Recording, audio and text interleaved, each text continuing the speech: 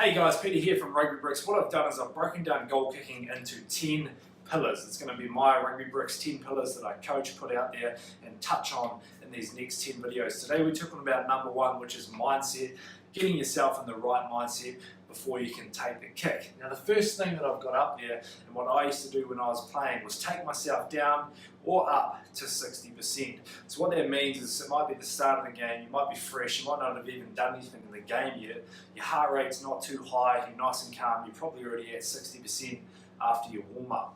However, if you've just done a massive break, line break, fend, step, scored a try and run 80 metres to score a try, you're going to have a massive heart rate, you're going to be really intense, you're going to be through the roof with energy levels. You need to calm yourself down and get back down to 60%. So whatever that looks like, that's having a drink of water, having a look at your tea, just taking 10 seconds to get your breathing under control. But for me, there was no set rule. All I needed to do was do whatever I had to just to take myself down to 60%, and that looks like anything.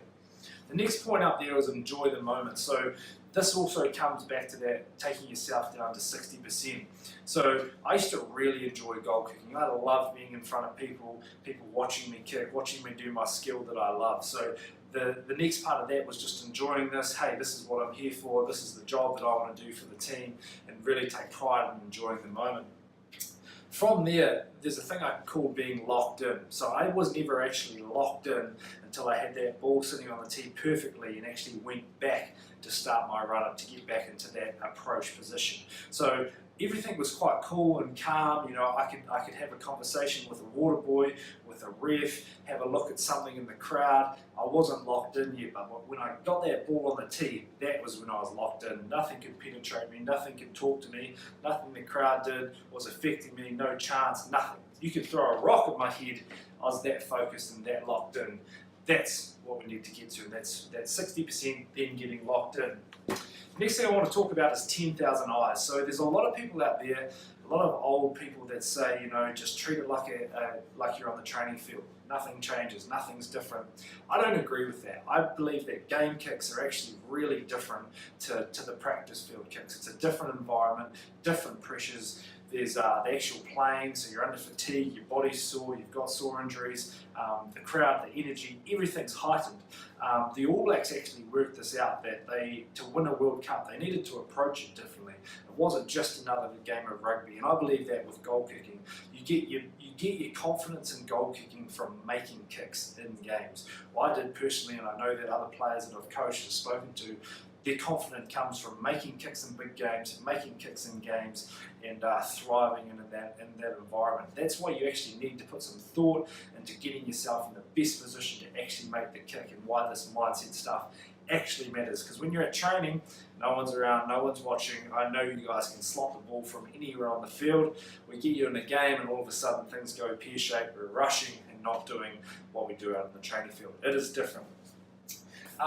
The ball setup, for me that was a really good thing for my mindset, because it was a task. It was something that I knew that I could achieve.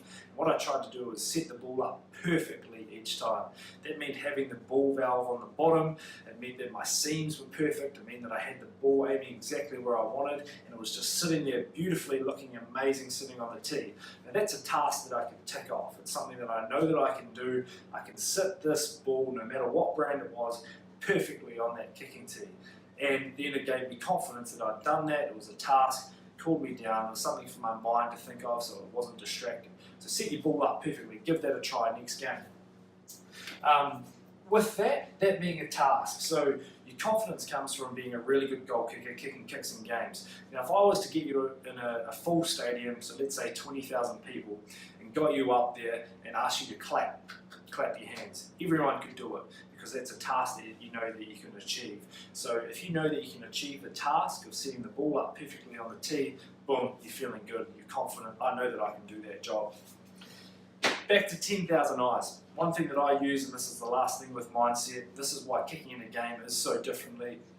Say you're playing in a game, most games, semi-professionally, for most of you guys, or big school matches, you might have 5,000 people there. So you've got 5,000 people watching you kick that ball. That means there's 10,000 individual eyes watching your balls. Now, that can be something that you're scared of, or that can be something that you're absolutely excited about. For me, I turned that focus around and used it, so it's like there's my 2 eyes plus these 10,000 eyes all watching my ball. How powerful and how much focus and now do you have on that ball? So you need to take that energy, you need to use it, put it through that ball and help you focus so much. It's such a, I love the feeling of it, I love the intensity of it, I loved all the eyes watching my ball, watching me execute the skill. So when you feel that, when you gain the confidence from executing in games, that's where you're going to get your confidence from. Mindset is personal, you need to work out what it does for you. There's lots of examples